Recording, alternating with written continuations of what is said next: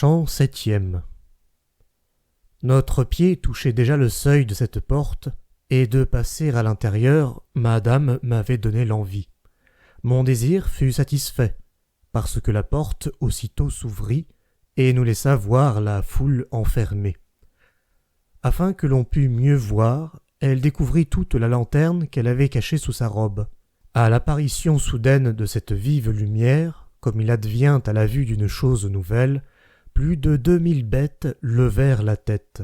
« Regarde bien maintenant, si tu veux, dit madame, la foule innombrable rassemblée en ces lieux. Que le spectacle ne te soit pas trop pénible. Ce ne sont pas tous des animaux terrestres. Parmi toutes ces bêtes, il y a des oiseaux. » Je levai les yeux et vis tant d'animaux que je ne saurais dire combien ils étaient et de quelles espèces. Comme à le dire je serais ennuyeux, j'évoquerai ceux dont l'aspect étonna davantage mon regard. Je vis un chat qui, pour avoir trop tardé, manqua sa proie et resta tout confus, bien qu'il fût sage et de bonnes origines. Je vis un dragon, tout agité, se retourner sans le moindre repos, tantôt à gauche, tantôt à droite. Je vis un renard malin et importun, qui ne trouve aucun piège pour le prendre, et un chien corse qui aboyait à la lune.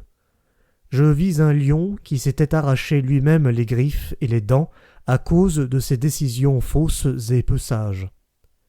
Un peu plus loin, certains animaux mutilés, dont l'un n'avait pas de queue, l'autre pas d'oreille, m'apparurent en train de renifler paisiblement. J'en aperçus et reconnus plusieurs, et, si je me souviens bien, la plupart étaient un mélange de lapins et de boucs. Plus loin, un peu à l'écart, je vis un animal différent des autres, formé avec plus d'artifice par la nature. Il avait un pelage délicat et rare, semblait d'aspect si fier et courageux qu'il me vint l'envie de lui faire la cour. Il ne pouvait montrer sa générosité, car il avait les griffes et les dents enchaînées, aussi se tenait-il distant et dédaigneux. Je vis ensuite une girafe qui baissait la tête devant chacun et avait à son côté un ours épuisé qui ronflait. Je vis un paon avec son brillant plumage qui faisait la roue et ne se souciait en rien que le monde allât sans dessus-dessous. Puis un animal inconnu, tant était divers son poil et son dos, qui portait en croupe une corneille. Je vis une horrible bête au pelage rouge, qui était un bœuf décorné. Vu de loin, il me sembla un grand cheval. Je vis ensuite un âne si tordu qu'il ne pouvait porter son bât. Il ressemblait vraiment à un concombre d'août. Je vis un limier à la mauvaise vue. Circé en aurait tiré profit, si, comme un aveugle, il n'avait marché à tâtons. Je vis une souris qui souffrait d'être si petite et qui allait mordillant tantôt l'un, tantôt l'autre. Je vis ensuite un braque qui allait flairant le museau de l'un, l'épaule de l'autre, comme à la recherche de son maître. Le temps passe et ma mémoire s'égare, de sorte que je ne puis vous raconter tout ce que je vis en un jour dans cette étable. Un buffle qui m'effraya avec ses yeux et son mugissement si fort reste fixé dans ma mémoire. Je vis un cerf plein d'effroi qui changeait çà et là de route tant il craignait la mort.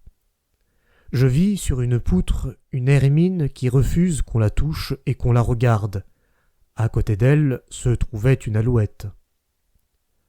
En de nombreux trous, je vis plus de 100 hiboux, et une oie blanche comme neige, et un singe qui faisait des grimaces.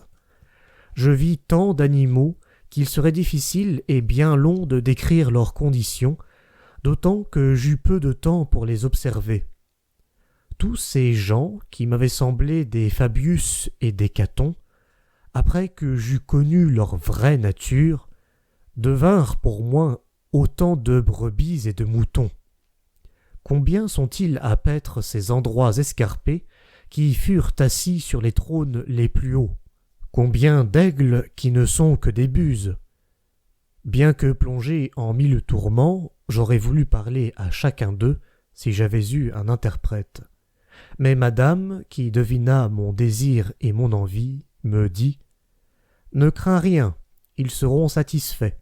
Regarde un peu cet endroit que je te montre, sans que tu avances de plus d'un pas le long du mur où tu te trouves. » Je vis alors dans une fosse, lorsque j'eus tourné vers lui mon regard, enfoncé dans la boue, un pourceau bien gras. Je ne dirai pas à qui il ressemble. Sachez seulement qu'il pèserait plus de 300 livres sur la balance. Mon guide me dit alors « Descendons près de ce porc, si tu désires entendre ses désirs et ses paroles.